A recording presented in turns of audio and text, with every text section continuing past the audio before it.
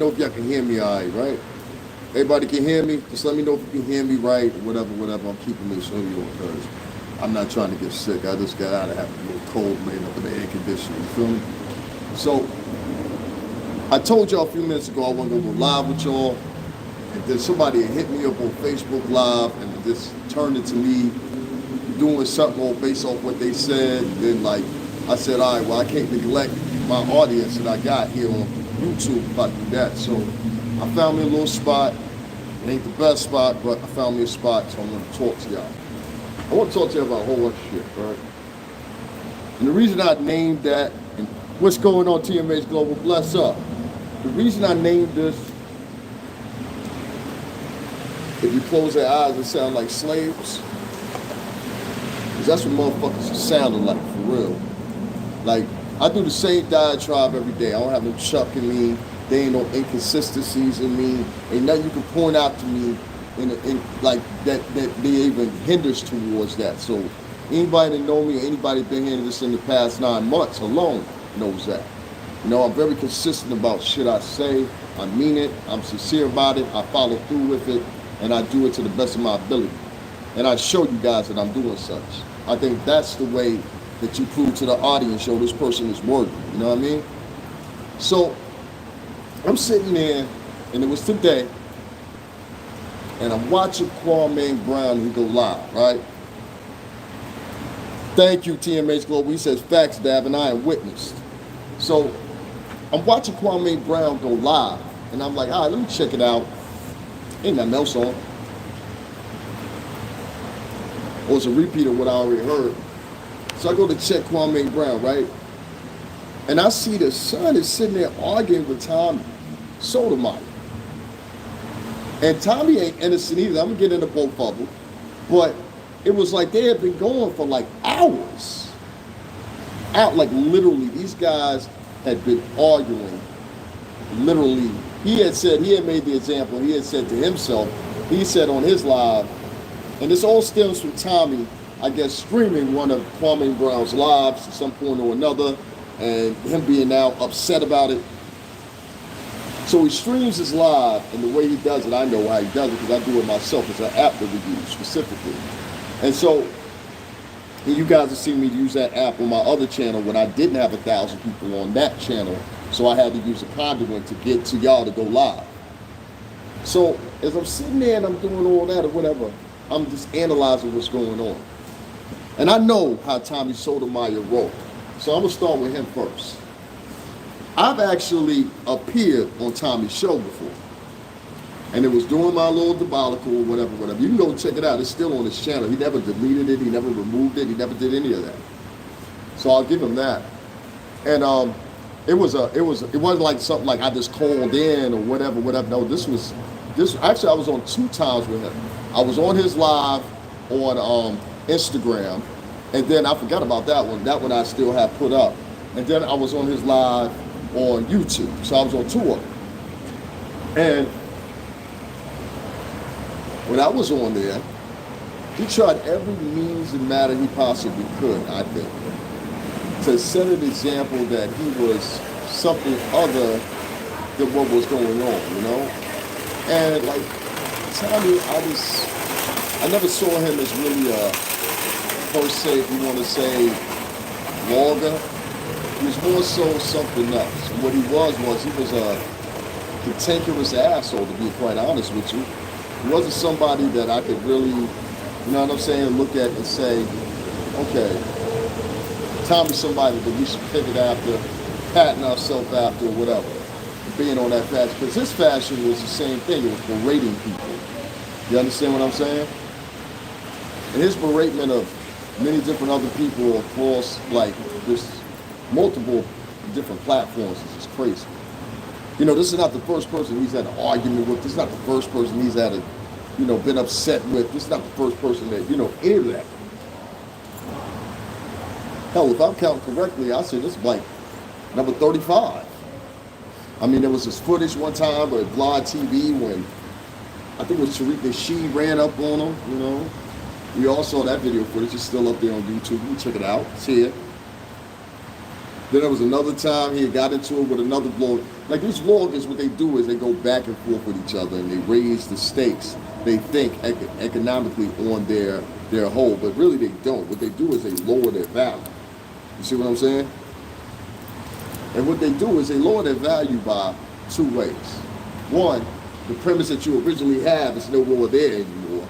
So now you're talking about everything under the blue. I fell under witness to that for a minute. Happened to me. Yup. I ain't scared to admit it. Y'all are. I ain't scared to admit it. It happens.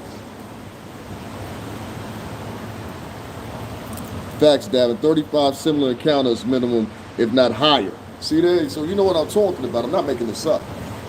KWAMEBROWN, on the other hand, is new to YouTube. So he's still, even though he's got people in his corner, because I don't believe you started using StreamYard on your own and other different things because you never vlogged before. So KWAMEBROWN has a different angle. His angle is he's new to YouTube, but he's gaining more view and more traction than Tommy is. And the only thing they have in common is that they're both from down south.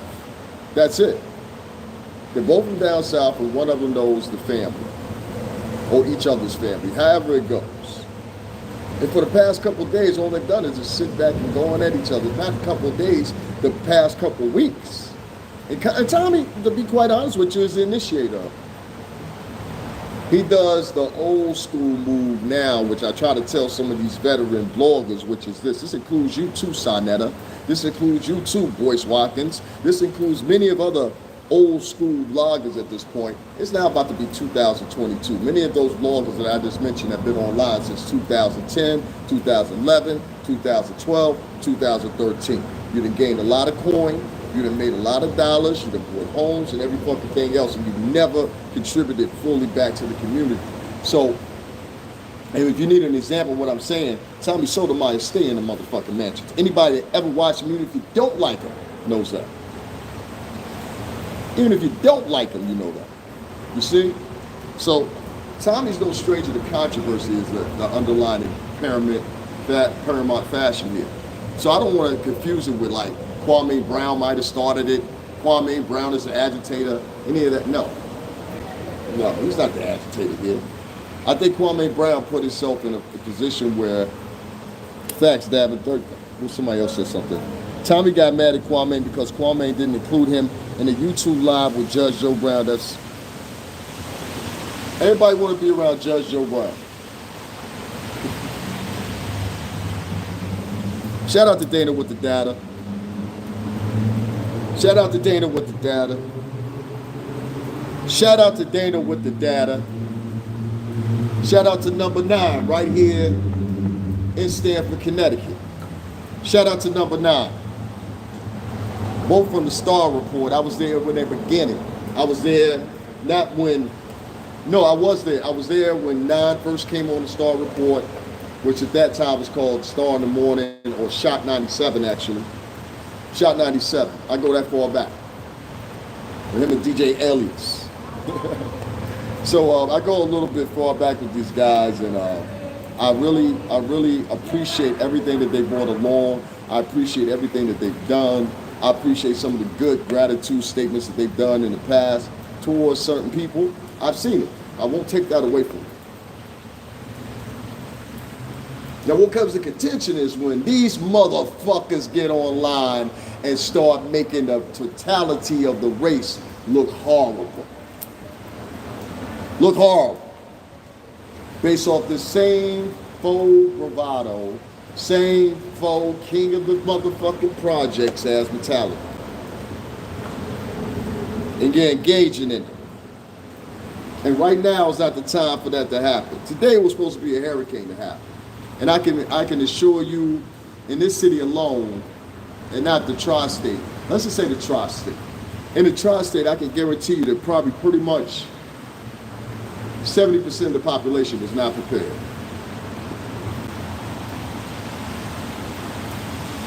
%70 of the population was not prepared.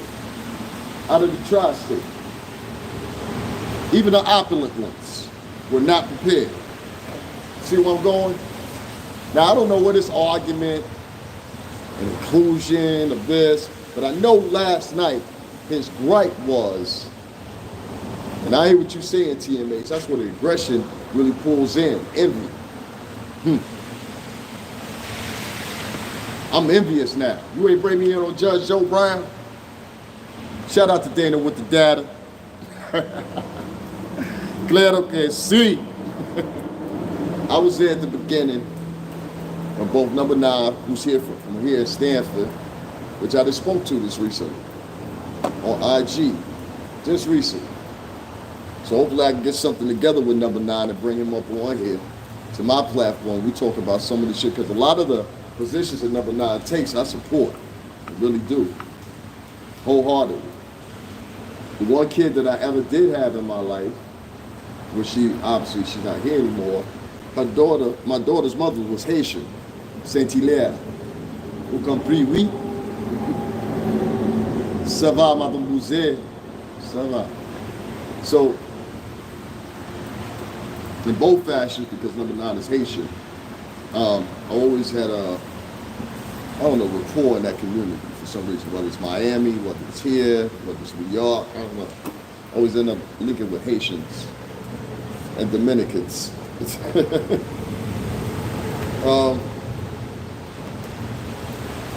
It makes a partial argument here where you can say, okay, these guys are sitting in there arguing, and then at the same token they're calling themselves men or whatever, and all that shit. And I get it. I really get it. But Dana with the data, the reason I keep mentioning them two is because Dana with the data, Judge Joe Brown is a regular guest and a regular co-host at this point on her show. You can go check out Dana with the data. You will see Judge Joe Brown on there, if not nightly, 5 times out of the week. Okay? Dana with the data. Just look her up here on YouTube. Tell her Dab to sit you over there. She gonna set you up.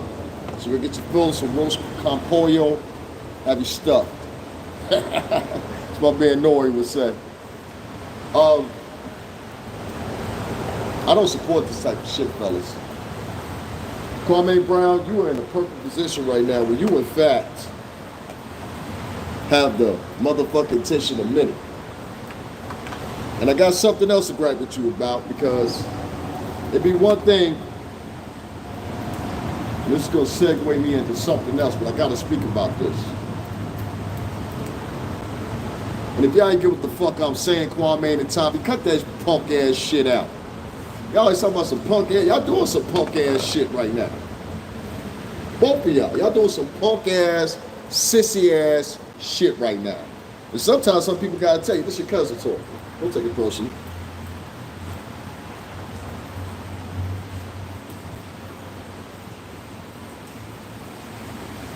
You heard me right, nigga. Sometimes somebody gotta tell you, you're fucking up. See, I wouldn't be a motherfucking attempt to try to be a friend if I wasn't telling you were fucking up. See, first of all, you fucking up by fucking with him. All right? Yeah, I said that, Tommy. You know what I mean. You know your reputation. I gotta make this up. You fucking around because you fucking with him. Out of all the motherfuckers you've been arguing with, you've argued with some of the worst people possible to argue with. If y'all ask me why I'm here, I want to go live for my crowd. You know what I'm saying? And there's a storm out here. We got remnants of Hurricane Henry. If you don't read a newspaper or watch the news, you wouldn't know nothing about this. Another one, unequipped and unprepared. Anyway, Tommy, Boyce Watkins, and a few others are the worst people to argue with online. Now, not necessarily because it's Boyce Watkins or it's Tommy, not because of that reason. The reason they're the worst people to argue with is simply this. They are the worst people to argue with because they, in fact, somehow or another, okay, have a crowd of cantankerous motherfuckers. These cantankerous motherfuckers that they have in their crowd are some of the most abusive, nasty, belligerent, insidious, sicko, neurotic, passive-aggressive, microaggressive, nasty, this all positions and dispositions that can be tolerated are in these crowds. Yet they speak about positivity. That's the confusing shit. They speak about the positivity. Now, Kwame Brown, I'm telling you, let me tell you one time, and you don't have to believe me.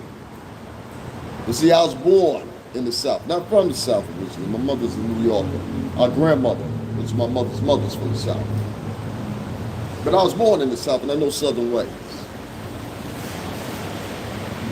I returned to the South quite frequently for a while when I was going back and forth to Miami. Even though it would have been a little bit of time, I still snap back in the notion. I know when I hear certain talk, certain shit.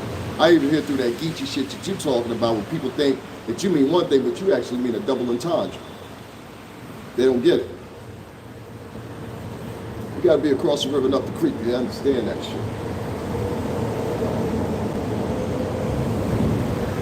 It's definitely a learned language. I agree, there's no need to argue with Tommy. He's good at creating a distraction. The distraction takes away from the motherfucking conversation. Thank you, sir. The distraction takes away from the real premise and the real conversation. And the real premise and the real conversation revolves around one thing, what you were originally talking about. That is paramount upon no other here on YouTube. To always reframe or go back or never retract what you previously said. What you previously said. Because if you do, I want to show you guys something here. This is why I grew up around a military family. Now these are gentlemen that probably don't even live here in this city. Never have lived here in this city or can't afford to live here in this city. I live one street over. And they're cantankerous because they can't figure out the measure why I'm sitting on public property while it's raining outside doing a live. Well, guess what? If you keep fucking around, you will get sued. If man sent you out here, they will get sued too. Y'all know me well, I'll sue you. I'll not only sue you, I'll take every preceding caution necessary to make sure that I garnish something from your wages in the future for the next 20 years. Oh, you're slick. I'm smart. Don't let my appearance, fool you. Most of y'all here on YouTube know that. So anyway, salute K. Cole on the check-in. What's going on? I don't like when people fuck with me and I'm not fucking with you. You know what I mean? That's different for me. Don't fuck with me if I'm not fucking. I'm not a person that goes around fucking with people, nor do I have to prove that I don't fuck with people. That makes sense to y'all? We got people that are not from here, can't find work where they live at, and come down here with their chest poked out. You don't belong around here. You're not from here. You don't live around here. Nobody knows you around here outside the people you work with. You drive here to work. You catch the train in to work. Please remember your position.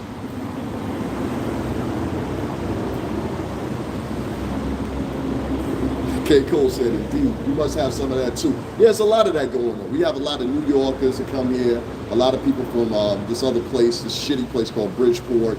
We have people from this other shitty place called Norwalk. We have people from a couple other little shitty cities around in Connecticut. Connecticut has its shitty cities too.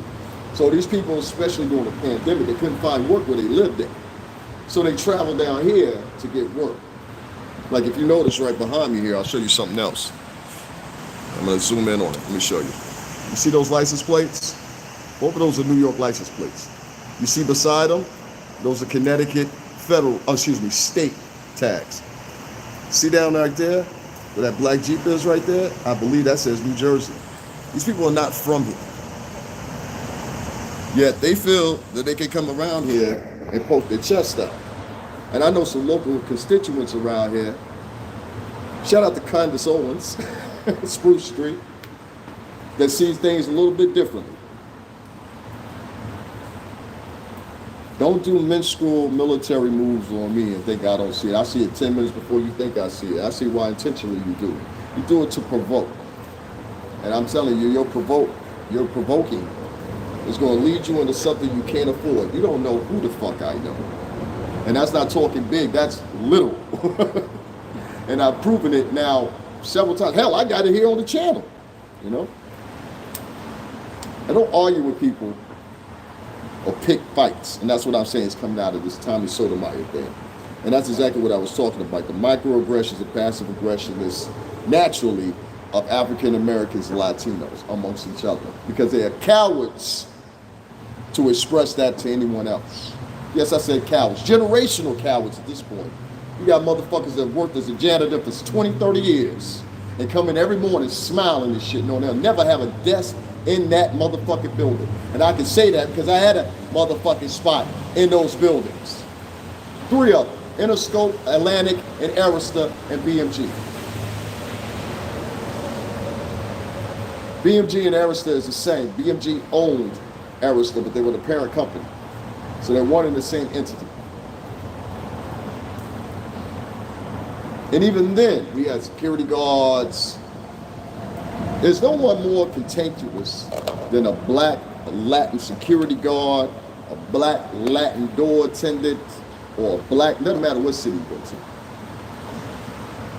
Back to Tommy and this one. The problem I have, mostly, with this whole debacle, with these two arguing, whether it be about Judge Joe Brown, or whether it be about the latest debacle, which he's arguing about him streaming his material, which I can understand. Because then you get to give your own personal narrative on what's going on, and how you see it and perceive it. Break it down and shit like that. Now, this technique of editing is cool. You know, I learned it I get it from college. I've done it on a couple examples of mine. Tommy used to work in the media world at IBM, so it comes natural. KWAMEBROWN was an athlete. I'm not saying that he wasn't collegiate, because of course he was. He played college and went to pros. I'm not saying that. I'm just saying I don't know, you know, and I'm not challenging nor either his not mental capacity, but his accolade. Let's put it that way. Now, I will say this. Tommy Sotomayor has had a long history of arguing with motherfuckers, beefing with motherfuckers, starting trouble with motherfuckers. But yeah, he says, I'm no nigga. I'm no nigga. And everybody got a little nigga in, white folks included. You know how many Italians and Greeks I grew up around that acted like niggas? Did nigga shit. In Connecticut.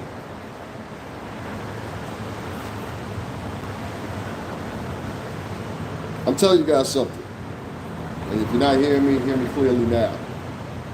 KWAMEBROWN, the thing you need to do right now to stop the ammo from coming at you, and I know this seems kind of a little non-coherent for you, but I got to break that because there's so many different facets of this shit. And I'll say this. One of the main things you want to do right now, KWAMEBROWN, is you want to stay away from Tommy Sotomayor. You want to stop engaging and arguing with him. You want to stop engaging in any type of shit that you got going with him. Because what's going to happen is, sooner or later, it's going to all fall down on you. And they're going to pick a side. And when they pick that side might not be something that you enjoy to see. That side might be something that you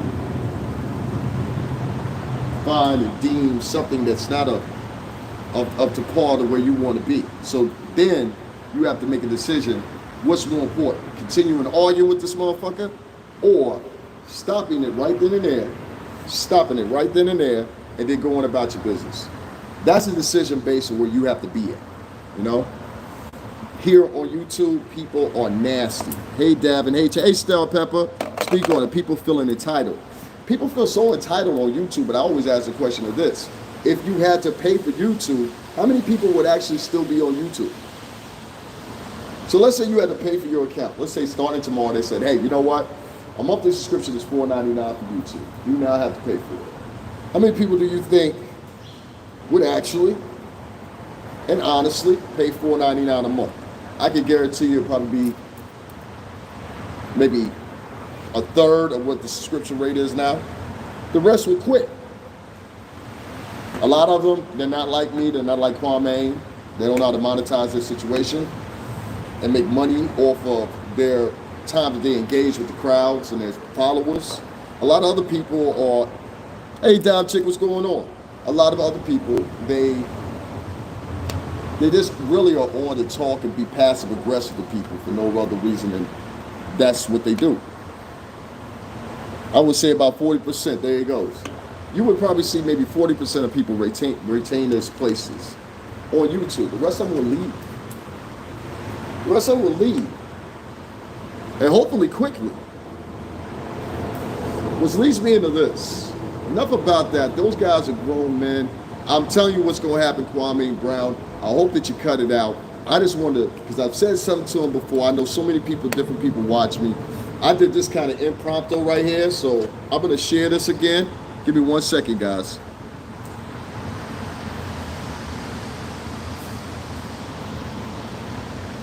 Oops.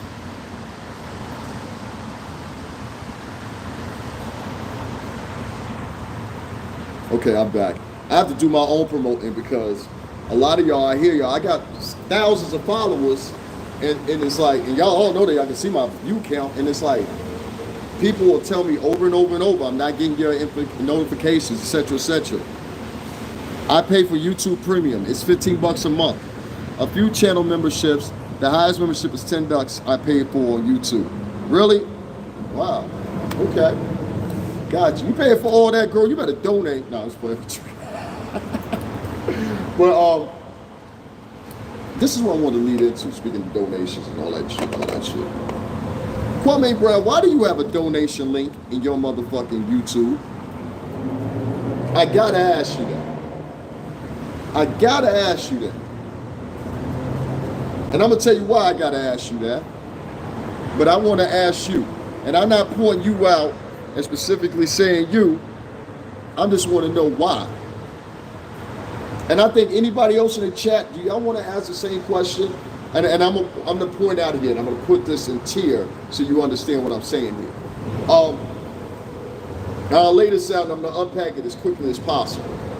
You have Kwame Brown, who is I want to say, if not seasoned, definitely a person that monetarily benefited from being in the NBA previously. He has bought his mother a home. He has bought his family things, and we should be proud of that. We should be proud of that. You're only a few years out of, I guess, your semi-retirement, Kwame Brown, as a basketball player. And I respect it. I really do. I really respect it. And now you're in your years right now, just chilling, hanging out. See, there go my people. People are looning in now. Y'all hit those like buttons, please. And that makes YouTube send fucking invites to my thousands of fucking followers, these motherfuckers. Fuck y'all, you Google. No, I'm just playing. I'm playing. Well, why do you have a Cash App? I gotta ask that question. And the reason I ask that question is because I'm hoping that I can get somebody, one person, to tell me why stars, millionaires, and motherfuckers that are successful are using donations to pay for the shit they can't pay for right now because they haven't been able to tour in a year and a half. Things are just getting back together. I know I don't know how to do the channel membership thing, but I'm thinking about moving this whole shit over to OnlyFans. I'm tired of YouTube. YouTube is fucking archaic and prehistoric at this point. It really is. It's had a 10, almost 15-year run now. No app has ever done it except for, what, Facebook now? And Twitter? Kind of. Twitter's like 12, 13 years. Yeah, I do need a channel membership. I'm going to do that, but I'm going to try to set it up on the OnlyFans, because OnlyFans is getting rid of porn and all that shit, so it's about to become a different dynamic. I'll talk about that in a minute. The point I'm getting at is, and it is relevant to me because I collect donations. This is how I make my money, so you know what I mean? I'm a full-time vlogger. I think I put in the work more than enough, and I think all y'all here will attest to that. You know what I'm saying? I'm on here daily, hourly. I stop shit, go charge my phone, come back to the shit I was talking about. That's reality, you know?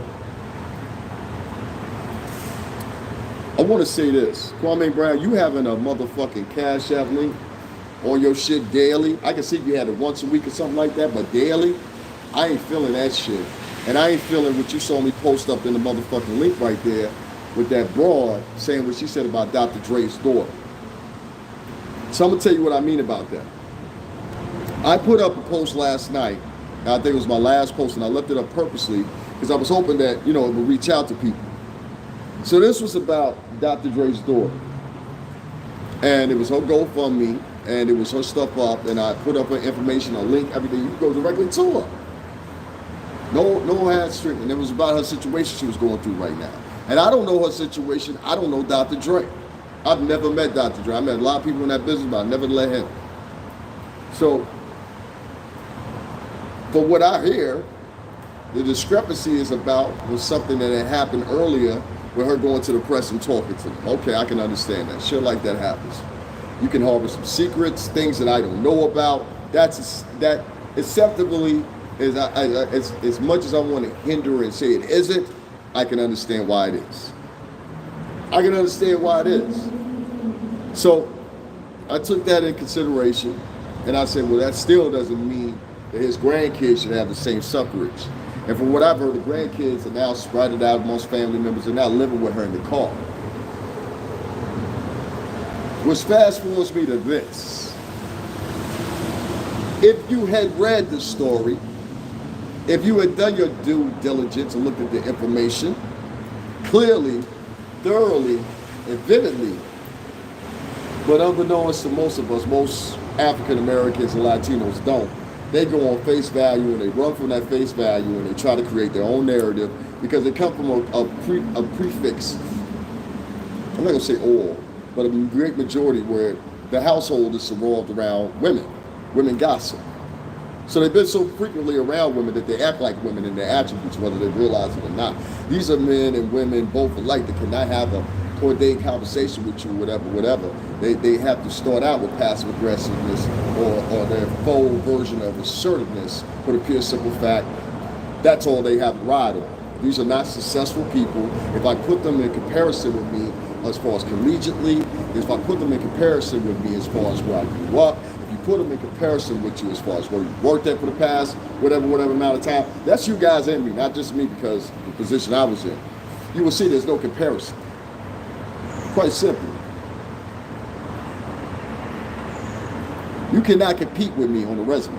You can't. The average motherfucking American can. And that's cool. But let that be the same question that many raise, where they say, well, I'm like this, so you must be like this. I'm like this, so you must be like this. That's why I named this podcast. If you listen to them closely, they sound like slaves on a plantation. That's exactly why I named this shit that. See, there's a difference within our culture that is coming more and more broad as the moments progress. And that is of us that are of tier, those that come from poverty and then pretend they are of tier. And then there's the third batch that just wants nothing more than destruction on a daily basis. That's all they have been around. They've always been around confusion. They've always been around destruction. They've always been around nasty, cantankerous motherfuckers. They've always been around people fucking them over. So they don't know any more better than that. So in the only time that they have any pause, when they know how to act right, when they act like that man or that woman that grandma used when they were around her acting like, or when they would get around that person. This is what I'm trying to say. Especially when they get around whites. Oh, I can see the slave come full out of motherfucking jig when they get around white people. I've said under my breath while looking at many of motherfuckers, are you gonna tap dance too? And I know they hear me. Are you gonna shine his shoes next? I've said it. Y'all heard me say it on camera when I was doing lives before. These are motherfuckers that want the plantation to continue. And the only height that they have to stand on, I'm gonna tell you why I'm going into this. The only height that they have to stand on is their own. Nothing else significant. See, I have people talk about me nationwide. You understand what I'm saying? But to the average motherfucker, which many of y'all know they're here, they won't know that. I love it that way.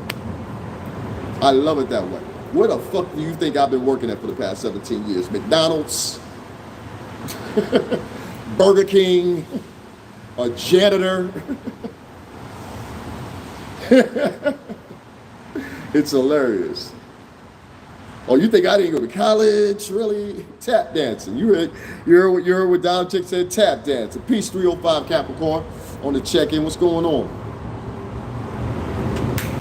I am firmly an advocate against this type of shit. And I'm not saying it in favor or to gain favor of whites either. That's why I said, all my Italian and Greek friends I grew up with, they fucking love me because I talk like this in front of them. Always have. That's why I get invited to Christmas, down in Newport, down there in Jersey, and everything else. See, there's nothing wrong with coming from the neighborhoods. Oh, there's some Italians, some Jews that come from the same neighborhoods before you came from them. You just don't know the history enough to realize that. And they went through the same shit as you. You don't believe me? Watch a movie called Gangs in New York. It'll give you a depiction of it. Later on, 30, 40 years later, it was all black and Latino. Those same neighborhoods. The thing that you call the projects or the high rises were initially intended to be housing, temporary housing for people coming home from the war until they got the GI Bill.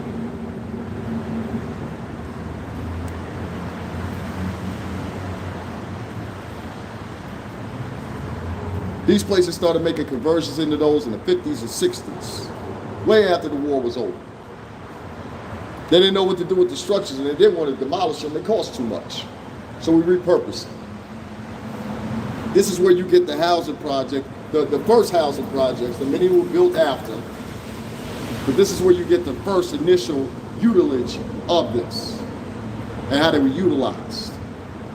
People take this mentality and they carry it on for the rest of their life. And that's what entitled that girl to say what the fuck she said in that comment that you guys see right there. And it wasn't just her. It wasn't just her. It was many others that came on, and like I said, I got the blockers on, so, you know what I'm saying? I had to do that because some of this shit, people write, they'll continue it on for weeks, so you can't find everything they put.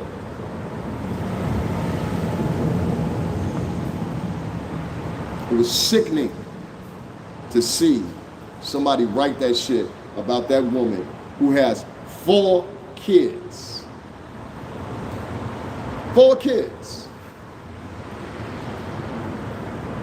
And you want to talk, because she's fucked up and she's homeless or whatever the situation is, you want to talk about her. See, that's why your motherfuckers are no good. Let me tell you what I mean. I had another fucking asshole. Yeah, I'm talking about the one that, I forgot what her name is. There was a second one, and I took a screenshot of her too.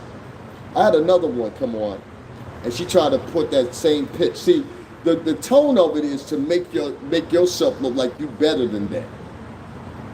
You understand what I'm saying? The tone is to make you look like you're worth more than them in society. That's the tone. That's the whole thing about it. To hop up online and pretend that you something that you're not. I'm saying a lot of these people go out into society what's soon after, and they invoke the same personalities within society, and now you have social dysfunction in a mess because of such.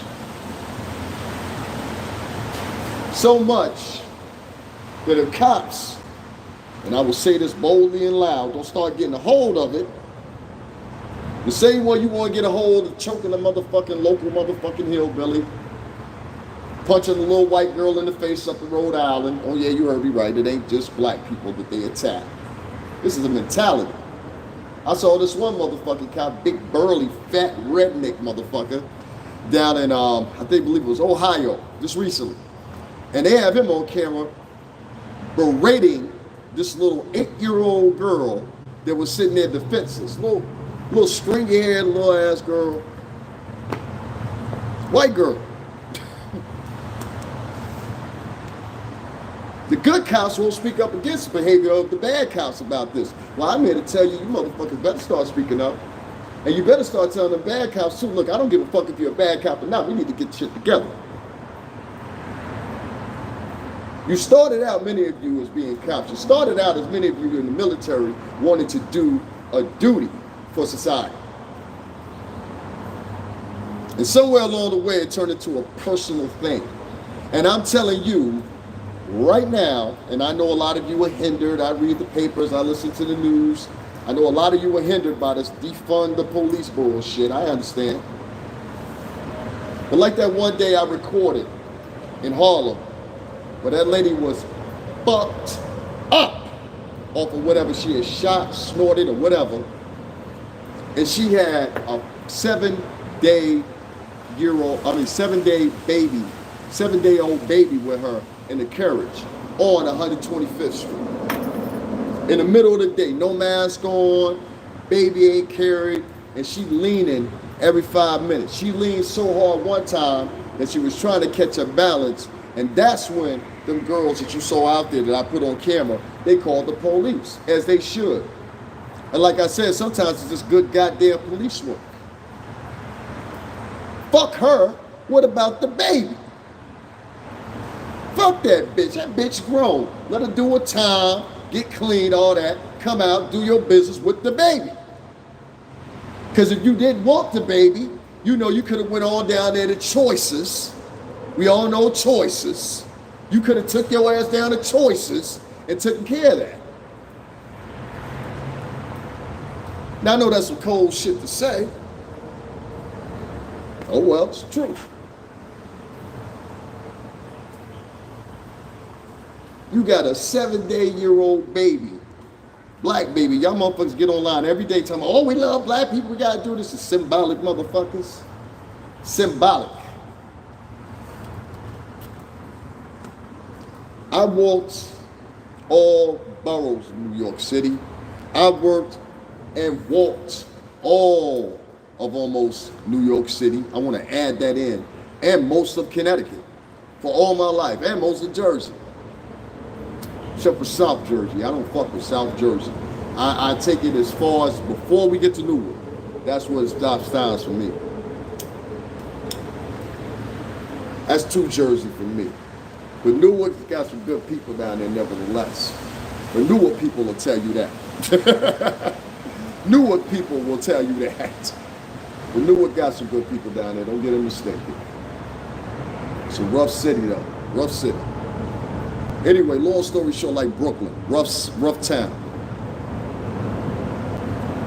These people that you're seeing out here that are talking about they for the culture, they for the people, they for everything else, whatever. Don't you notice that they don't have no consistency with them? And then the way of motherfuckers that y'all should be promoting this should be building up and building up monetarily and motherfucking inspirationally. I love when people come down. Chick just came on my page before I even went live and said, what's up? You know what I'm saying? No, that's not cold, that's the truth. Thank you, sister. Take your ass down there to Choices. I'm like this, so you must be like this. No truer words are spoken. That mentality is so many. I feel for Dr. Dre's daughter. He's a billionaire. I'm not sure of the backstory. I got to look into it. The Chronic is a classic. My husband put me on to it. TMH, they be racking on the channel memberships. Davin has a loyal audience, so it should be perfect for him. I agree. Thank you, y'all. If y'all wanna support the channel, y'all can right now. It's $STRINGERBELL80. I'm not like everybody else. I don't have the shit floating through the screen or whatever, but this is how I make my money or whatever. I show them what I do with my money. I buy equipment. I buy food. I don't buy new sneakers. Listen, let me tell y'all something, right? My friend used to work at Burlington Coat Factory, so I knew something. I know when they get their shipment and all that shit or whatever. I know what to do. So you'll get some fly shit, and nobody can tell me any differently. You get some fly shit at Burlington Coat Factory. So I go in there and I find a $4 hoodie. I'm not worried about dressing. I have suits. You know what I'm saying? I have dress coats. I have ties. That's how I usually dress. You know what I mean? If y'all seen the pictures of me, y'all know that. I usually have a top hat on. Usually my style. I never really wore the bald like that. So I'll do that for y'all in the future here sometimes, so y'all can see what I look like when I'm not in street clothes. But I like the street clothes look for a minute, you know what I mean? Like, it's cool. Anyway, long story short, man. Who the fuck are you to come on here and try to read somebody that you don't even know? And they said the same shit about me when I was fucked up. Oh, he must have pissed all them niggas off in the music industry. That's why they don't fuck with him. Then they saw how Black Rob was. They said, whoa. It's fucked up what happened with Black. Same mouths that was saying that shit about me. Now saying that thing was good with Black Rob. Black Rob was in a way worse situation I was. Way worse situation I was. Huh? Now all of a sudden that's the one to scream out and tell everybody about that. It was some fake motherfuckers. I don't think Dr. Dre's daughter's situation is fake. But what I also heard in that diatribe was, you mean to tell me where the father's at? And you got a point there, but it was how you put it. You put it in a way to say it sounds like you knew these niggas. Right, you know them?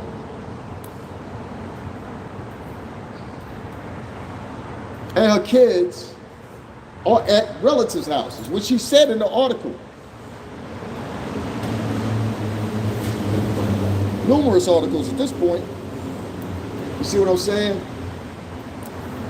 Another attempt to bash somebody just because they look like that person to do it with.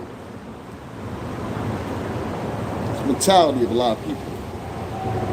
A lot of people, man. And I'm telling you, if they don't take no motherfucking pity on a woman that got 4 kids living out of Jeep, fuck you think these niggas gonna do for you? These niggas around for the hype, man. And they hype the wrong things. You should be hyping her getting that 50 grand that she needs. It's a black woman. Y'all say y'all love black women so much. Black women are queens. This is a black woman bashing on her.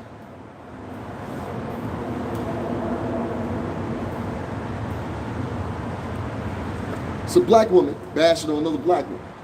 And I take screenshot after screenshot and get them. Because I'll be like, well, how much of these phony ass bitches really love each other and really think they're queens if they always bashing each other? You can't go bashing black women and turn around and say, oh, I'm a black queen. Or you can't be a man and bash a black woman and then turn around and be like, oh, I'm a black king. How, Sway? How? How are you anything of a sort? You're a coward. Cowards say shit like that. Cowards do shit like that. The shit you see with me. Well, I got motherfuckers that ain't even from this fucking town creeping around like I'm motherfucking dead top security guard. Same thing. They go after her because she's an easy target. And these niggas, that's what they are, Latin, black, and white, these niggas will continue to go after people like that until you stand up and start saying something for real like they did one time in this country. I'm not talking about something new. I'm talking about something that's a little bit different and a step back to where we used to be at. There is no fear of you. You motherfuckers become so docile, and you're becoming more docile, that you turned on each other. You don't love each other, it's faux love. You don't love each other. I told you last night, if I did tell you, last night I was walking home in the store, and my bags broke. An English black woman and a white man, they are walking past me. It's like the second person that helped me out. They're walking past me and they seen that I put my stuff up on the wall because I was gonna put it on the ground and it started drizzling. This was at night. And that was attributed to the bag breaking. And so the bag, I had 2 of them. They had everything I just bought was now on that edge, and I was trying to figure out what I was gonna do. And I was laughing about it. Y'all know me. I put it on camera, I was laughing about it, you know? I don't let shit like that get me down. I've been through worse. So I said, something gonna happen. And I was about to call an Uber, which these motherfuckers about to charge me $20-something because it was fucking raining. I said, you bitches, you motherfuckers. Fuck you, Uber. Fuck you. This black English woman, she had short hair. I think it was in a ponytail maybe. I just couldn't see. It was dark. And her white boyfriend she was with. And she asked me if I needed a bag. And I said, yeah. And they had a bag. It came from the same store I came from. This is a true story. You can look on my page, and I got it up there. And they took the bag. They double bagged this stuff. They took the bag out, gave me the bag, gave me one bag, and I looked them both in the face at the same time. And I said, thank y'all. I appreciate it. Thank you so much. And at that point, she looked up. The whole time that she had been talking to me, it wasn't until the very middle I noticed the whole time she was looking down. And I think she thought I was going to shame her because she was with her white boyfriend or friend. Because other men apparently had did that, or women had did that before. And make no mistake about it, whites do it amongst whites too. I've dated many of Italian and Greek girls, trust me. That's all it's out here. It's been a 50-50 with each one. I've been invited to live with one family. Another family invited me for holidays even 2-3 years after I stopped dating their daughter. And then I had a father that couldn't stand me for no reason. And then finally, towards reluctantly the end of the relationship with me and that person, brought on by the strain of him, we ended up being cool as shit because I helped her. That's a moment in my life I'll never forget. And she told me, I talked to her not too long ago, she said, you don't know how much you changed my dad. I said, word? She got a white husband now, by the way. She's got a white husband. But she said, you don't know how much you changed my dad. I said, wow. That goes to show you how one action can literally just change somebody's, whole entire fucking life, What y'all talking about in here? Burlington's got a shitload of hidden gems. His suits were built not off the rack. Exactly. Facts, TMH.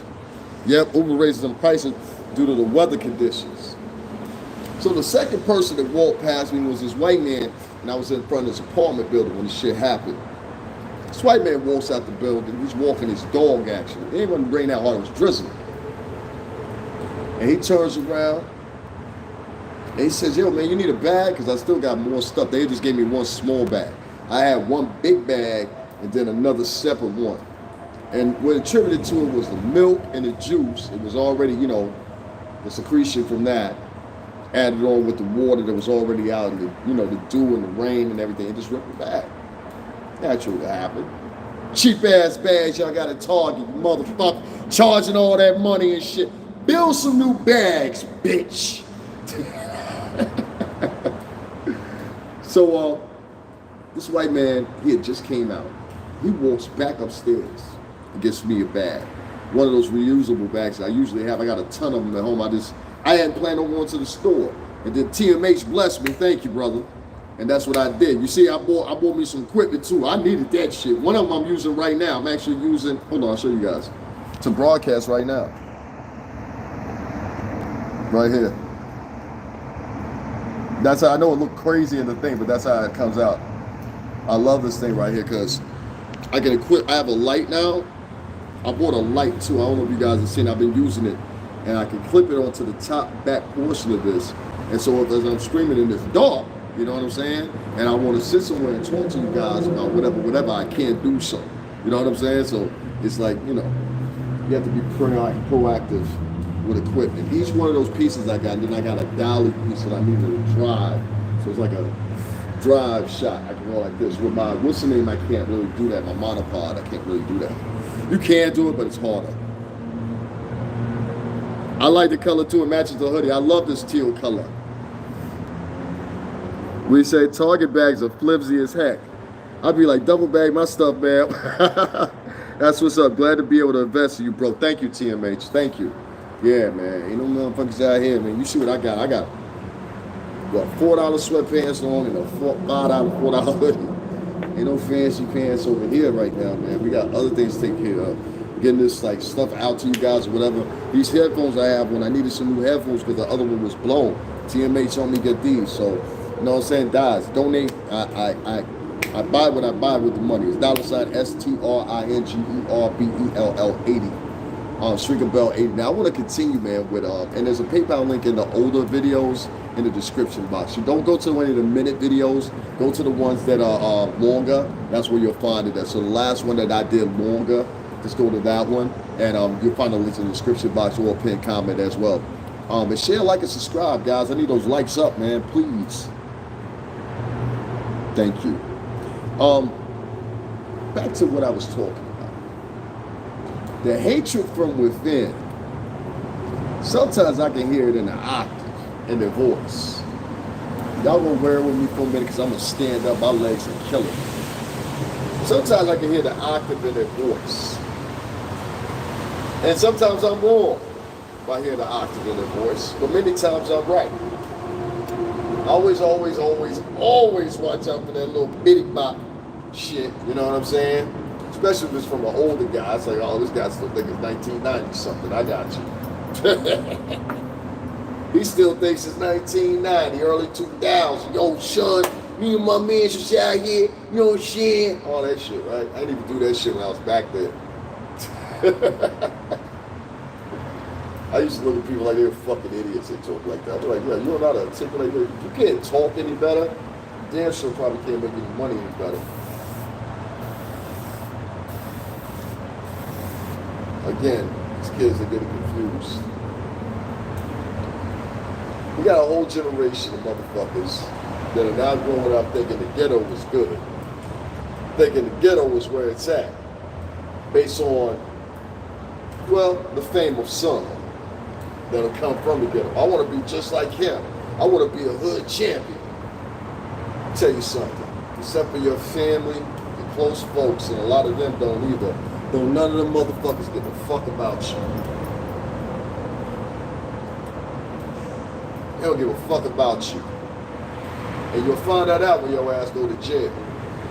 You might have two of them to stick by. You might have two of them.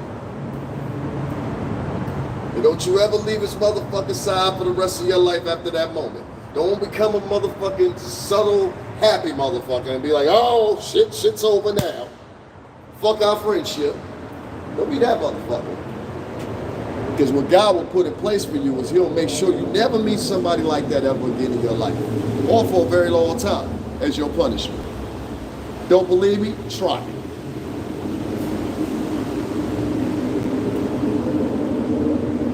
Don't become that person. See, the arrogance and belligerence and the sought after of money from basically the children whose parents never made more than $20,000 to $30,000 a year is beyond motherfucking reproach at this point. We got people out here that's making $80,000 a year that think they didn't make it. They never popped the question or pondered the question, okay, after I get paid each month, how much do I actually save and put aside? How much do I actually take in that's not expenditure? Meaning going on a vacation. You know, a lot of people, they spend their money as they get it. I've never been a spend it as you get it type motherfucker, as you can see.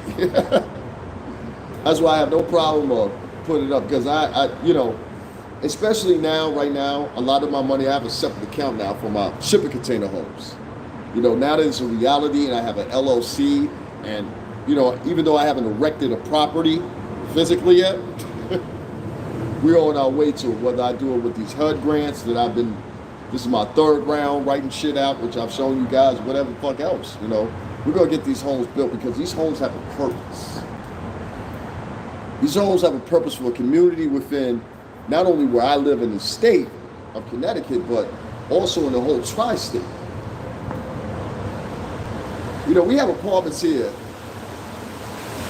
that charge anywhere from $1,300 to $1,700 a month. All right? And preferably, they like for you to have a nice credit score. I'm lucky. I've never been default on nothing. I've never fucking, you know, what do you call it, went into debt on an old car, a boat. None of that shit. None of that. And I have 2 college loans that, except for $2,000, which I refused to pay back because I was over budgeted, I didn't use that money and I didn't receive that money. So why the fuck am I getting back? You should be able to recoup that money on your own. And no, I'm not giving you any permission to garnish me. And if you attempt to garnish me, we can go to court. We can talk, we can let the judge take it over. I got representation, I hope you do. Hey D, I can Western Union you help. All I have is a bank account, Zelle. You don't even have to do that. Just go to Cash App or go to PayPal. I have a PayPal link in my old description. Just do it there, Angel V. You know what I mean? I don't have Zelle. Zelle, it doesn't work very well with my phone, and I noticed it wasn't with Samsung.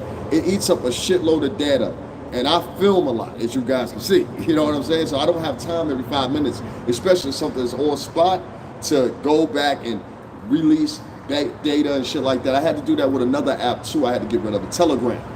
I was on Telegram for a minute, and I had to get rid of that because it was the same thing. It's background data. So these apps, they continuously are updating, and they're eating up your data in the background. And you can turn off the permissions, but it goes past the principle. Because if you send me some money, I'm gonna want to know it right then. You know what I'm saying? So Cash App and PayPal is the only thing that I have. I had a GoFundMe link up. I think I'm gonna start that back up. But and this had that specifically for the shipping containers. But yeah, that's all I have. But yeah, I always need help. Always. I am coming out of, I mean, just go back to my page and you'll see it coming out of some serious shit. You know? Not drug induced, not alcohol induced. Induced by a woman, initially. And a set of circumstances that happened behind that. But, you know, we getting back, but we ain't back yet. Watched a YouTube video where they had a shipping container community exactly for the homeless.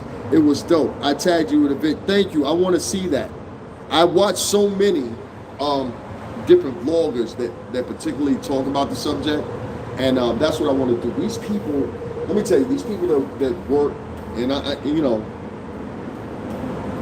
the people, and this goes back into personality too. The people that they hire for these jobs, I've noticed when I had interaction with them, that these people were not the best versed people for these situations. And that's what I say sometimes when I say you get somebody that's, you know, and this is not, and this is be first, second generation out the trailer park as well. But when you get somebody that's first, second generation out the projects, I don't like to see them in certain positions, not yet. And if you do get in those positions, I'd rather see you in those positions seasoned. And even at that season point, it could be for better or for worse. Oh, make no mistake about it. Even in that season portion, it could be for better or for worse. It could be for better or for worse.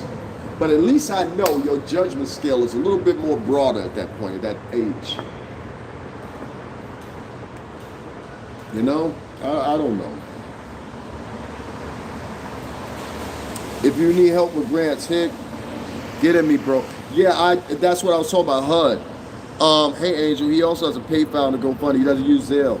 Yeah, I can't use Zelle. Dime Chick wanted to send me some money. She finally got her daughter to send it to me on Cash App. I just don't use it. So, sorry, the ghetto is not where it's at. Nothing wrong where you're from, but it should inspire you to do better. It should. Thank you, TMH Global. He put it up right there. That's what's up. Glad to be able to invest. And I invest in myself as well. You know, like, I learned that routine. I don't know if y'all noticed or not. Puff used to make us have to pay for the studio. All artists. I wasn't an artist of his, but I was still with the label. But everybody had to pay for the studio. And since I was part of the company, I paid a portion of what most people will never pay. Even if you were friends with him, you wouldn't pay them. You know what I'm saying? So I was lucky with that. You guys go down the bottom, you can see a couple videos of me at Daddy's House Recording Studios, more than like 20 of them there. And I've recorded with everybody. I've recorded with people that recorded Shakira. They don't name it off in the videos. Recorded with Shakira, Justin Bieber, J-Lo. I've recorded with all those producers. You know what I mean? All of them. Steve Dickey, Far Outflow, you'll see in the videos. Shine Money XL, you'll see in there. He used to be 50 Cent. He's going to be the dude in the video where he's nodding his head in the back of the chairs. They're doing a mix down. And I'm in the booth. It was a beautiful studio. I had 5 rooms. One was a mix down room, whatever. So if you guys want to check those out, go check those out. Um, I hope to get back to that life, and that's what I'm doing now. I taught myself how to sing again, which is a good thing. So, everything is good. But with these shipping container homes, yeah, that's what we want to do. That's what we're going to do. And that's why I'm going after federal funding, because that's my intentions. I have to fix this problem and have some brothers that want to also help fix this problem, both Latin and Black brothers I'm finding from our little communities that see the same thing that I see. If we let this continue, and especially the men are being affected, but I want to get back to what I was saying. A lot of these people that they hire are ill-equipped for the jobs. In short, they should have never been in the position. They should have never been hired in the position, because they're not social people, you see, from the get-go. I grew up, most of my life, I've lived all my adult life as well in the suburbs, most of it. Now I'm hung and tussled in the hardest place you could think of. As y'all can see, I got friends in Marcy. I've been through Brooklyn, Tompkins, who both of them guys hate each other. I walk between both of them and have no problem. And there are tons of guys in there that will do anything for me. They look at me as a little brother and shit like that. Shout out to Jerry, shout out to Mo, you know what I mean? All the Chino. I love those guys too, but I'm not from that. And I know the distinction and the difference. And they know the distinction and the difference in me too, and that's why they like me. Because I act myself. You have to act yourself, kids. And you have to start having some empathy. You motherfuckers want to be 90210 motherfuckers. You know, the Real Housewives of such and such and shit. And you're not realizing that you're contributing to the demise of your own. Black people and white people have started decreasing in birth rate in this country. The CDC has put out a report about that, which I shared. And now you have other bloggers. When I was talking about it 2 weeks beforehand, now I'll reiterate and act like they're the first one to talk about it. You ain't the first one to talk about it, nigga, I was. As far as our stratosphere goes, it stretches. And the people I see that are mostly the ones that everybody's paying attention to. We mentioned 2 of them today. So in close, I just want to say this, and I'm going to get off of here, and I'm glad all y'all rocked out with me. Stop making fun of people that are homeless unless you got a motherfucking cure, bitch. Because it could be you. These moratoriums are being lifted. A lot of people are losing weight. You heard me? I said that correctly. A lot of people are losing weight because they ain't eating. Because food prices are sky fucking high. A lot of people are feeling the effects of a bad economy, and there's more to come. Especially with these couple variants coming behind us and everything else you could consider. And I don't feel safe, and many of y'all don't feel safe either, and I understand why you don't feel safe. But bashing down on your own to get ahead, it's not going to serve you any purpose, and that's basically what y'all motherfuckers are doing. You're willing to sacrifice your own, your grandmamas, aunts, aunties, uncles. You got to look at these people when you walk past them and you think you're better than them. There's already been 9 or 10 people of other nationalities that have walked past them and said the same thing. Now here you go, your black ass walking past and doing something even worse. Why? You got 6 people at your motherfucking family right now that's just like that man problem. And since you in public, you trying to deny it. Excuse me, I'm picking up some shit. What makes you better than him? I know what that shit's like. And that's why I won't give you no money. Every now and then I'll give somebody $1, $2, whatever. But most of the time I try to catch them when they're in front of a restaurant or something. They'll be like, yo, you hungry, G? I've done it. Here, where I live at, I've done it. I don't have to call nobody out or point them out or nothing like that. I do it, and they don't even see it coming.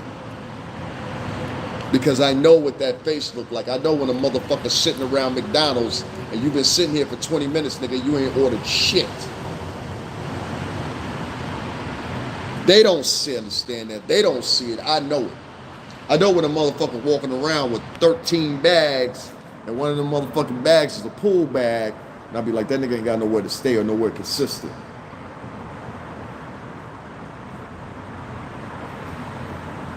And a lot of y'all do too. But instead, y'all sitting around lately this faking and pretending like you better than all of them, each other. And I'm saying in comparison to me and many of the other blacks and Latinos, a few Latinos at that time, but the few Latinos I grew up with, and Italians and Greeks especially, will show you something different and let you know you're not like us. And I don't mean that in a harsh way. I mean that in a way as a perplexity could go, or how nasty things could get, or how 50-50 things could get, or however. You ain't ready or prepared for that. Trust me on this. I can tell by the dialogue of a lot of these people that be on my motherfucking page putting comments. I'll be like, yo, how the fuck, especially that bitch that put that shit about Dr. Dre's daughter. I mean, those type of comments. You had to grow up in utter dysfunction to mutter some words like that out of your lips. You know what I mean? Like, do you know how sick a motherfucker's gotta be to come out their mouth and say about a woman that's got 4 kids, fuck her, because her daddy rich? Because they did the same thing to me. When I first started here on YouTube, everybody knows my debacle about being homeless. And I made no mistake about it. I made no motherfucking what's the name, no anything about it, no qualms about it. I was actually, if any, and most of y'all will agree, one of the very few people that were talking about shit like this because it was real. But I found out that my friends at the time in the music business and a litany of other people, they didn't care what happened to me. They didn't care what happened to me. It was people here on this channel that it was their first time ever meeting me or even hearing of me to help me. And a few others that don't show up anymore. I don't know for whatever reason. But I appreciate them for what they did. I know what it's like to be homeless. I still am homeless technically. That's not my apartment. And I keep emphasizing that. I have 3 other roommates there. The people at the shelter, they put me there because I refused to go and stay at that place. Thank God I did, because they've been having all kinds of shit happen over there. People bringing in motherfucking weapons, drug overdoses, all kinds of shit happening. And that's exactly why I said I didn't want to go over there. And I was willing to take off so I wouldn't have to go over there. And even when I was at the the lowest point of being in that homeless shit, you know, niggas would sit up on camera and they would just look at me and not care. And that's why I know they don't care about Dr. Dre's daughter either. Yeah, I don't know what the hell is going on with that. I'm gonna check it out though, bro. That's why I just share this shit or whatever. Matter of fact, I'm gonna share this again. Y'all stay right here.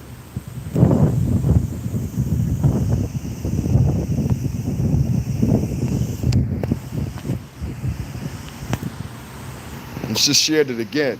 I have to share it on my own because I think it was that time that I had that little problem with these guys, and ever since then, I haven't really been able to, sorry about the wind, guys. Ever since then, I haven't been able to have people get my alerts and all kinds of shit, so it's kind of crazy. Yeah, I'm going to turn this camera around so you guys can see. Man, you used to do numbers, B. Yeah, I used to do numbers. When I got flagged for, what video was it? It was a video with, this is how much the wind's blowing out here. I want to turn around so you guys can see. It stopped raining now, but this is how much it was. This is a pond, like a little pond. I mean, a pond, a fountain. And the wind is blowing so hard, it's blowing the water over top of the shit. I used to do those numbers real hard, but it had a lot to do with the subject matter as well. A lot of people like to see, you see, Brother Robbie G, I remember you. Robbie Blue, excuse me. A lot of people like to see you fucked up. And once there ain't no controversy, ain't nobody arguing or nothing like that, a lot of people were there because of the controversy. They wasn't caring about whether or not I was, hold on, turn this around. They wasn't worried about whether or not what my living situation was or anything like that. That's what I was just referring to. You know what I'm saying? Like, you mentioned something, you said I used to do numbers. I still do numbers. You know what I mean? It's not just one video that counts. It's the multitude of videos and the totality of those numbers for the month. They do this by month to month. It's every 28 days, if you guys don't know. That's how YouTube Studio does it, if you're not familiar. So every 28 days, I get counted for all the views that I got in the past 28 days. And they're usually 100,000, 200,000, you know what I mean? People are still going back looking at my old videos as well, so they're still gaining views. So the channel itself it's getting momentum. It's just like not individual videos are coming up. And what happens is once I get one that boosts and goes up, now they'll start outputting that to suggestions. You know, if you look on my page right now, as far as numbers, I got 2 videos on there.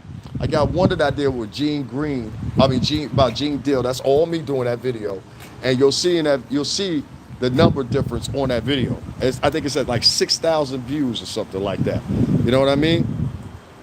Yeah, I had a long journey, man. I had a long journey. So, you know, I put that all in contention too, you know, and I don't try to look back on it. You know, like it's not that I try to dwell on.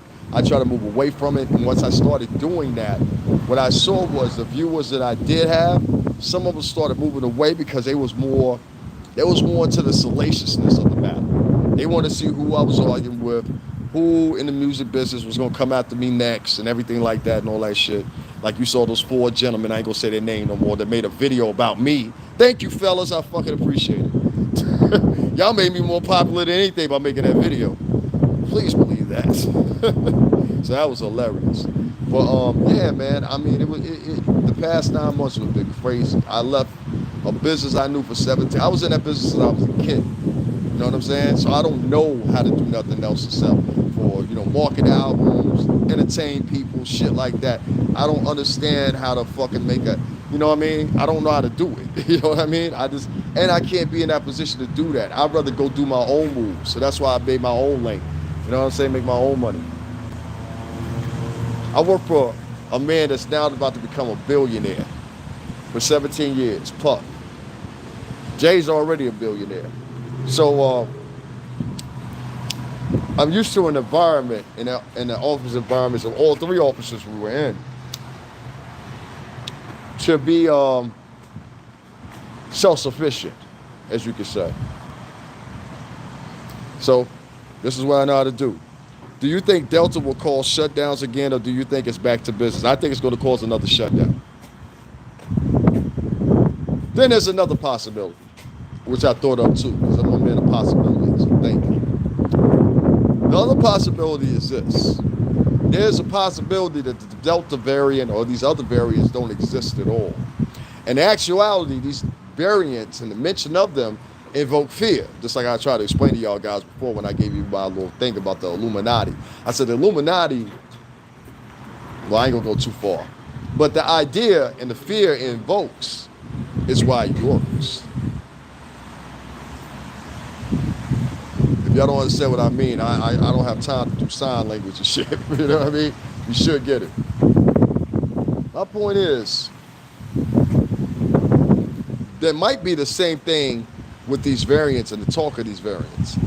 It might be that they do exist, but not in the complexity that they are explaining they exist. That's what I mean. Meaning, just like the numbers were spiked in New York by Governor Cuomo, and there were actually more numbers, people can suppress numbers, or people can be more inclusive and add numbers. I think that's what happened. I think once you do that, the theory was framed that after that, you can actually entice people to actually now go get the inoculation, or the vaccine, or whatever the fuck you want to call it. You can now encourage people to go do it because now they feel that I'm scared. See, it's the fear that invokes the action. The fear. This is what Donald Trump was talking about COVID fear-mongering. I'm not saying I'm a Donald Trump fan. Y'all know I've went in front of that man's building and been welcomed there by security, by NSA, both alike. The head of NSA know me up there, and it's very cool with being a black gentleman. Now, that doesn't mean that. That means I agree with his politics. I agree with the statement. Fear-mongering. Fear-mongering goes back to the military, and I know this very well because my family was in the military, meaning that one of the military protocols above all is to prevent public panic. I'll say it for you again. Prevent public panic. Prevent public nuisance. Prevent public illness. Prevent and another other ones too. There's about, I think it's like 15 of them all together. But they all start with prevent. They all start with prevent. And you have to initiate and include these things in your diatribe on a daily basis for the pure simple fact you want to make sure that the nation, the society, and the culture has a ruly order. So that's what I think about the variants and all that stuff or whatever, meaning that I don't know the extreme of those actual variants being able to affect us because of their reach. I mean, one's called the Brazilian variant, another one's called the Colombian variant, and the totality of which they will. The Delta variant got here because I believe they resumed plane flights. You know what I'm saying? They resumed flights in the capacity that they did anyway. You know, there's a lot more seats being sold on those planes. They got paid for that fuel. And then if you throw in that, they rushed open the cities. That's what happened here in Connecticut. I'll get into that in a minute. The ER ICU beds are filling up through the system. It's overrun with some states. They have been letting people know all along the risk. Yeah. Now, Robbie, does that entice you to go get this shot now? Do you think DACO will cause shutdowns? Mass requirements for retail stores have increased in the South. Now, that we haven't seen up here. But what we have seen is starting tomorrow, restaurants are now requiring, if you come in and you sit down to eat, you have to not only have the mask, but you also have to have you only have to have the mask, you also have to have the shot and be able to show proof of it. And they've mandated city workers in New York to now wear masks and get the vaccination. And some have quit. So this also attributes to the unemployment rates. You know what I'm saying? So I hate seeing comments from people, not to go back to Dr. Dre's daughter, but I hate seeing comments from people that talk about other people and their demise at the moments, like with Dr. Dre's daughter, and don't give consideration to the economy, don't give consideration to COVID-19, but yet want to enter discussions about COVID-19. I was homeless doing the fucking, like the pinpoint of the shit. And nobody cared. You know, and I always take that with me moving on in life. I don't care about people and shit like that, but I don't know. It's made me, if I could say, look a certain way at black people in general and what they pay their attention to and what grabs their dollar. And it seems to be controversial drama and anything else that's wayward grabs their drama. And that's what most people, it ain't just them, but a lot of people, it seems to be the modus operandi here, if you want to say. And whether they do it in a daily fashion or they do it in this a daily jog, this is what they like to do, kind of, you know, and it's kind of sickening because it's like you won't go beef with white people. You say white people are oppressing you, but you go past people of color and you try to, you know, feel like you're at home, you know, and I didn't grow up like you. And I know many of people of color that didn't grow up like you, and to be quite frank, you're trying to pretend like you grew up like us. That's a mental problem, you know what I mean? Like, I don't remember you around here. You know, that's the same thing I say about here where I live at. There's a lot of people that are not from here that are moving here, and they bringing their attitudes and shit like that with them. And a lot of other cities are seeing that too. A lot of people have migrated from the cities because of the pandemic. There's so many different elements that go into it monetarily and economically, and the reasoning, which you can see obviously for them needing an infrastructure bill that costs $3.5 trillion. That's not because everything is swell and going all right. No. It's hard to explain to a lot of people because they don't understand the basics of economics really, but it's hard to explain to a lot of people what you mean by a stagnant economy versus an economy that's on the rise.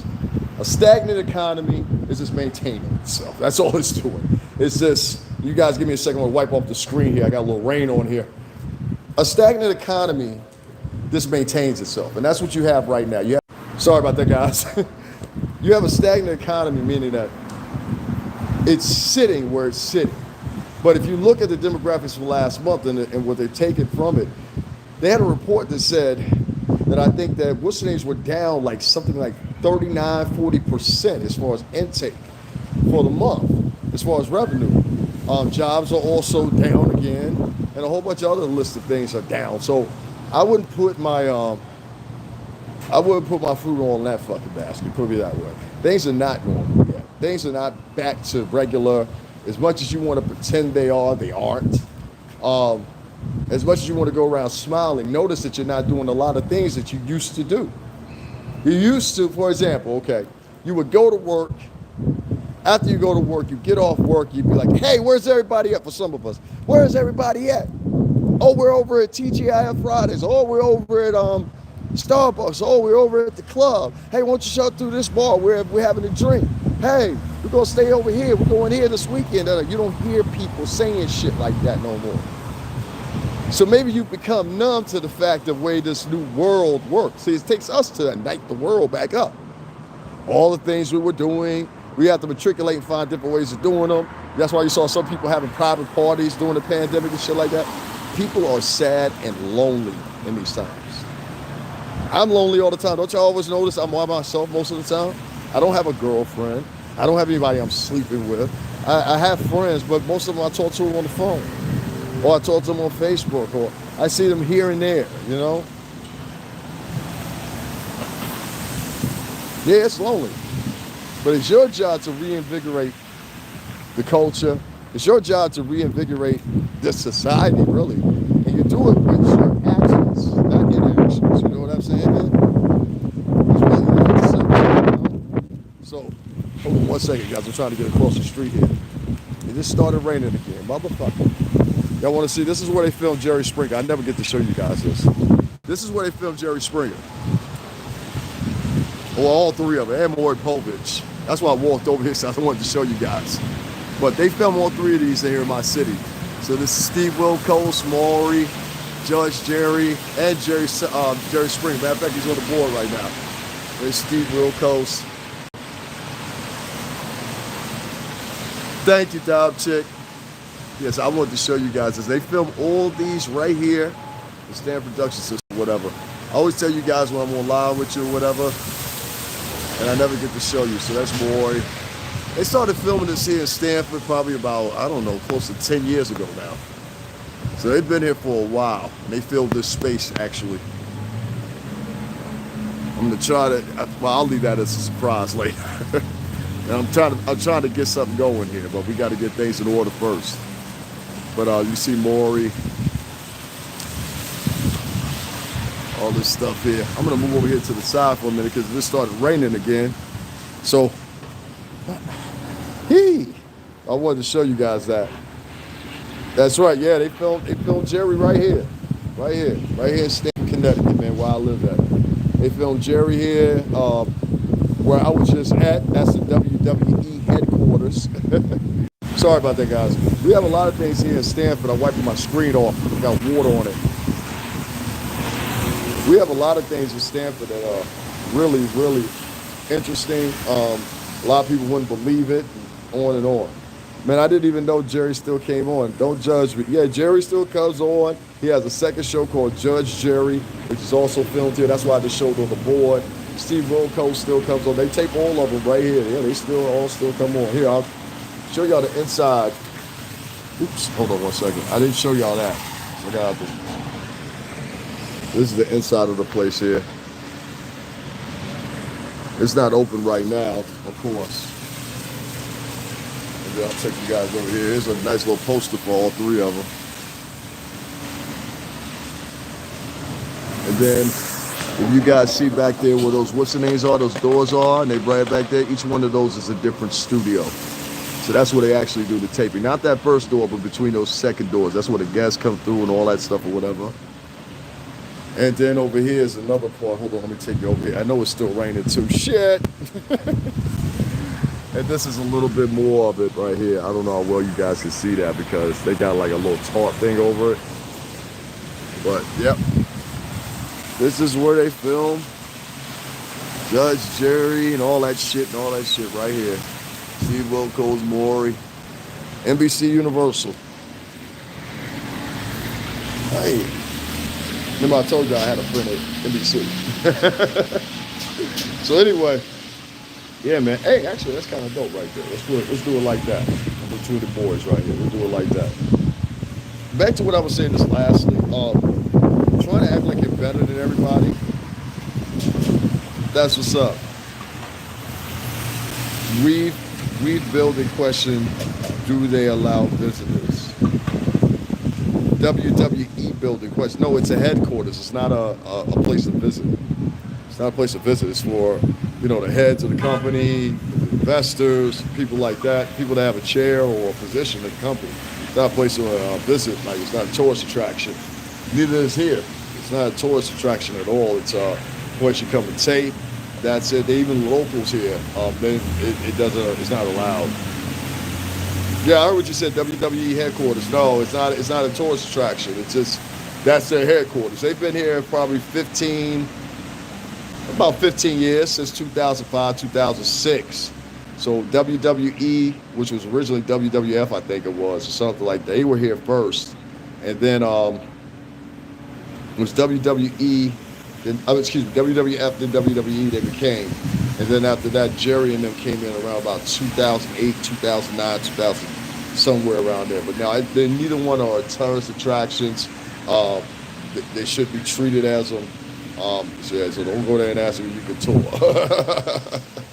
I don't think that's gonna happen, my friend. But yeah, Robbie Blue, man, I haven't seen you in a minute. So you drop off some mission tape or get an interview. So you could drop off Robbie Blue, listen, man. One thing I don't do is I don't give info for free. So it's Cash App, $STRINGERBELL80. I know so many people do that. I'm not dissing you. But I'll be on the mic too much giving info and stuff like that or whatever and never compensated for it. So you want to drop something in Cash App, I can more well give you direction on how to do that. For me personally, I'll tell you like this. I've always been a person that always gotten to know people. You know what I mean? So like I get to know people or whatever. I already anticipate that I'm gonna have to spend some money.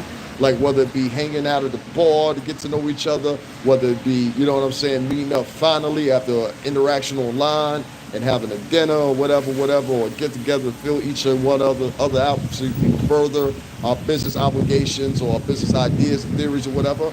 So, that's always been a staple for me. Even niggas that get online and they want to hire somebody to motherfucking, push their mixtape or whatever. I have so many people on one of my pages.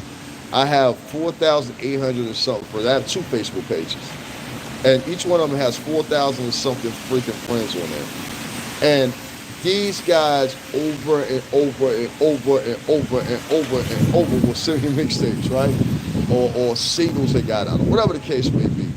And some of it, depending on how it's packaged, how it looks, how it's presented, I'll listen to it. No charge at it. But some of them, I'm just like, okay, you asking me something that I feel is very personal, or I feel is not warranted of an answer based on the presence where you are right now. Does that make sense? So I was like, okay, why should I do that if I'm not getting anything out of it? So I've done that in the past here on my channel where I've answered people's questions. I've given people my email later on to be sent back a nasty email. I had now 5 or 6 people now in totality so far that have I've gone out of my way to help them, and they just literally have turned their back on me and acted like complete assholes, So I'm just like, I'm kind of cautious when I give out info. I hope you can understand that. That's no shot at you. You know what I'm saying? No shot at you. Definitely, man. Definitely. No, I'm saying headquarters, in your opinion. The headquarters, I don't know what the strategy would be for that again. You know what I'm saying? That would take a little delving, but, I know all the right angles to look. Facts that operations is more important than any industry. Exactly. I come from the music industry, and that's why I like that. In the music industry, I was like that. I had people, and I mentioned this before, that I've gotten hired at jobs where they're still at those jobs to this day. And they turned around and act like they didn't even know me when I was fucked up. I said, all right, that's cool. That's fine. I'm up. And you have to leave it at that sometimes, because if you don't, it'll sure follow you in the long run. So Yeah, I don't get too much into that anymore. I find it particularly what bothered me the most was the people that did it were black and Latino.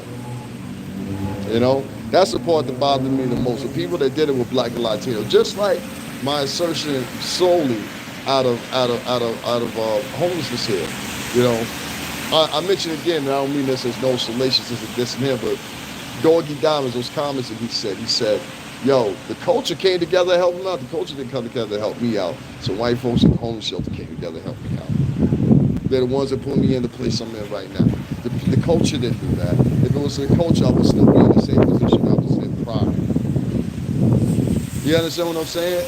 If it was for the culture, if it wasn't for those white people, and a few sprinkles of blacks as well, I would still be in the position I was. It wasn't the culture that came to help me. No culture would be that. The culture, particularly the culture does, the culture goes to people like Kwame Brown's parents. And he's got, for some reason or another, cash in here. And he basically does no more than allow people to take, you know what I mean, for whatever reason, I don't know why. But for some reason or another, he takes donations. I just don't get that. I don't know how you can be a multimillionaire taking donations. You know what I'm saying? And that at least it being the type of guy that's like, you know what, there's some smaller YouTubers out there, some people that are YouTubers and such that need some help. Here's one of them, here's one, here's another, da da da. I set by example. That's why I put Dr. Dre's daughter's GoFundMe up. You know what I mean? I try to be by example. You don't get compensated by that. Not by blacks and Latinos. You get compensated by how much drama you got going on. You should have seen it. The more he was arguing with Tommy Sotomayor, the more the money. You can see it because he had now he had the CASHAPP up, but he also had the super chats. So he was also taking super chats too. I'm talking about KWAMEBROWN that they do this live. And I'm not judging them, I'm just pointing it out. So you can see who was talking, who was donating, because the thing would be highlighted, and you know, their donation would be highlighted. And I was just like, okay, all right. The more they started arguing, the more people started donating. The more he started fucking cursing, the more they started donating. To the point where I was at, finally, I was like, yo, when is this shit in? It's not human beings. It's not human beings disappoint. Black and Latin people disappoint what they put their attention to and what they put their money to and what they believe in. If you want to be quite honest about it, that's the issue. That's the issue. The women are not all of them, but I say a good 60% of them are not with you. In all regards and gods. And most of them I don't even trust or even look at as something I would potentially have as my wife, to be quite honest with you. Most of them are benign, belligerent, nasty, this mean. You can see displays of it online. And then there's that, you know, it's probably more than that, but it's that other percentage that gets overlooked, the good black women. I've had them on my channel, you know. So many of them continue to come to this channel. And they get overlooked by the trashy, thought, nasty, whorish women all the time. Same thing goes on in most other cultures too here in America. But I just point that one out because that's what I'm supposed to refer to, black and Latino. So, of course, I will point those two out paramount over others. Sad, man. Sad. It is what it is. That's why I said if I would have depended on, you know, speaking of homelessness and all that shit, if I would have depended on the folk, I'd still be in the situation. No, it was white people to help me out. Make no mistake about it, and shout out to them. I might have been into some filthy situations, whatever, but it's still, you know, ultimately that's what it is, you know. And you got to have gratitude for that. You got to hold gratitude for people that are like that and think them, you know.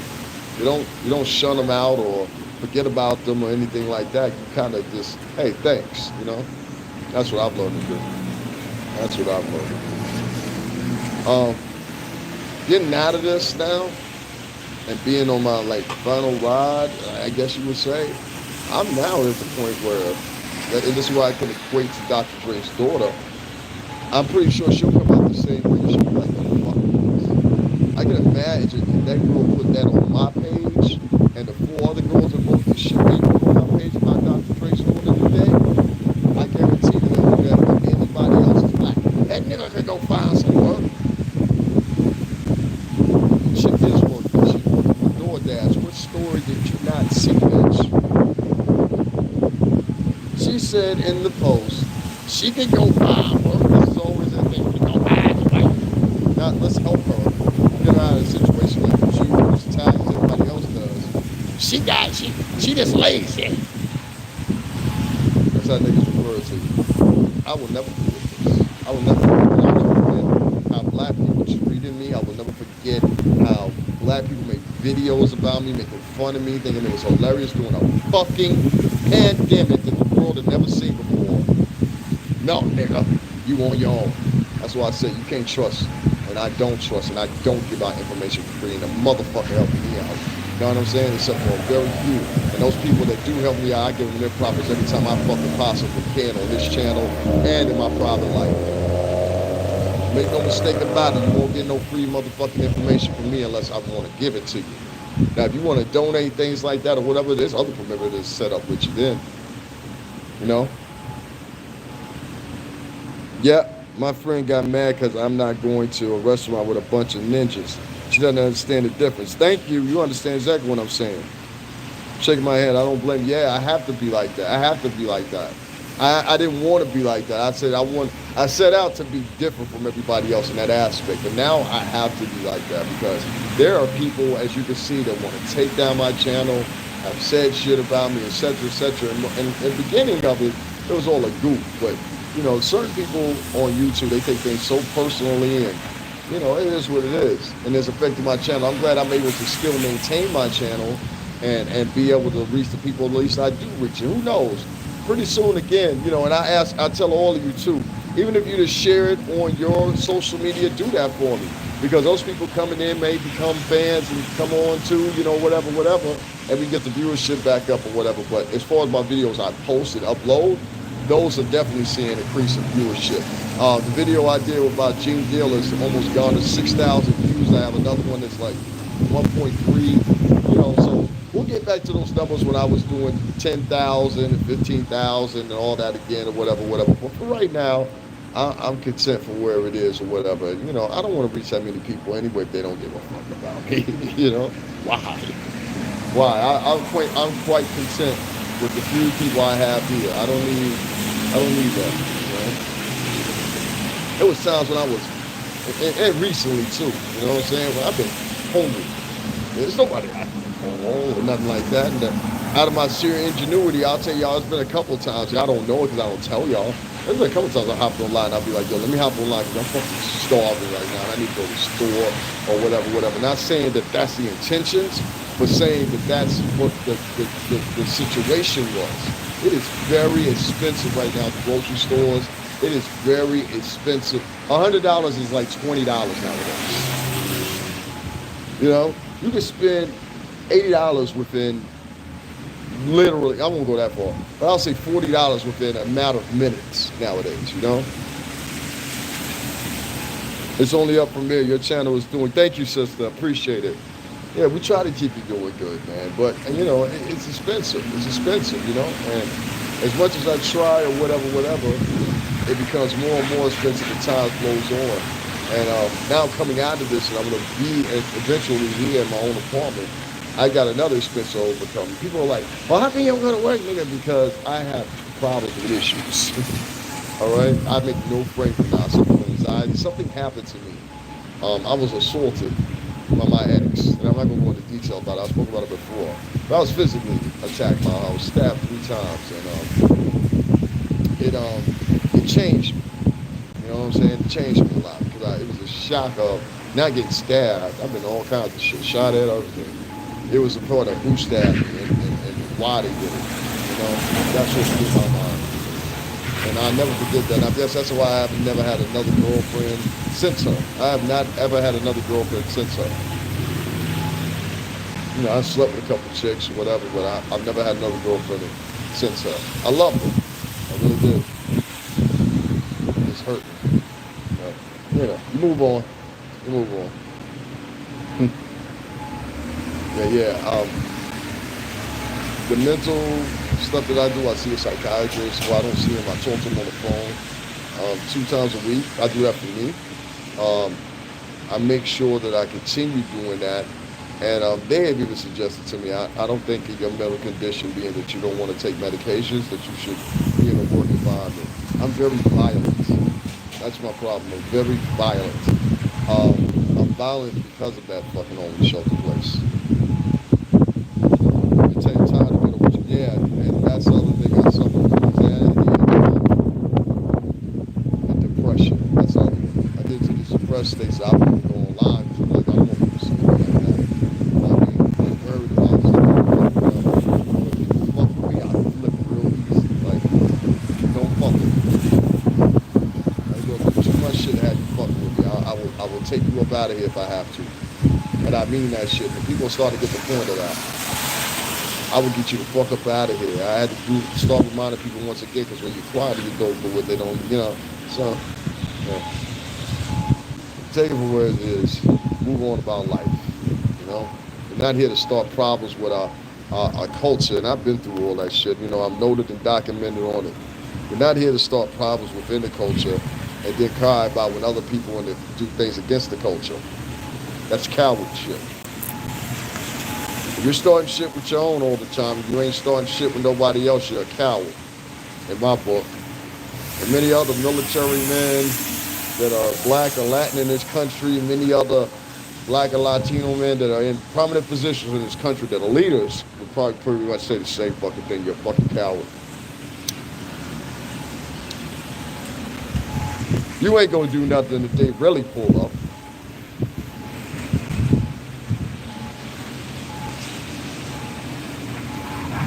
I will. And I've shown that.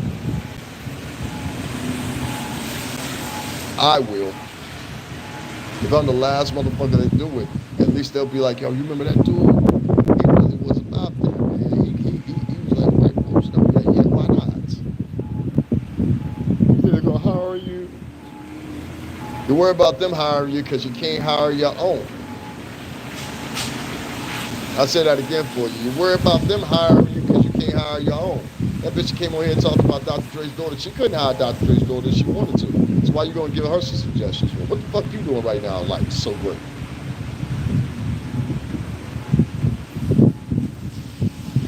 If you listen to them, they sound like slaves.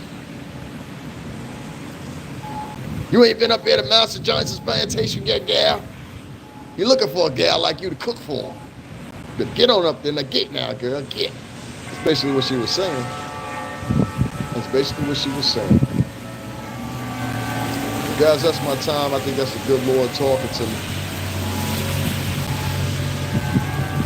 Isn't that beautiful? Sometimes I wonder if I'm going to be like the way I am in this whole life and shit. Like, not trusting women and shit like that. Not trusting people of color anymore, much anymore. Not having too much faith in them. And I don't do that because I don't want to or because I don't have a reason. Give me enough of a reason, don't you think? Give me enough of a reason. I've had some of the most horrible things in my life said to me this past 9 months being on. So I've been calling niggas and all that shit in the past. White people. Only compared to the shit that was said to me on the shit. And I always remember that when people of color. And I'm kind of like that now. I avoid a lot of black people if I see they're doing some bullshit. If I see they're about something, I'll sit there and have a conversation with them. But if I see they're about some bullshit, I get the fuck away from them. I don't argue with them. They start trying to talk to me out of turn. And I was speaking to you, I get the fuck away from them. You should do the same. Get the fuck away from them. Get the fuck away from them. They're trying to bring you down too. I know it is, y'all. And that's why I'm going to end it, because on top of the church bells, too, it ain't helping.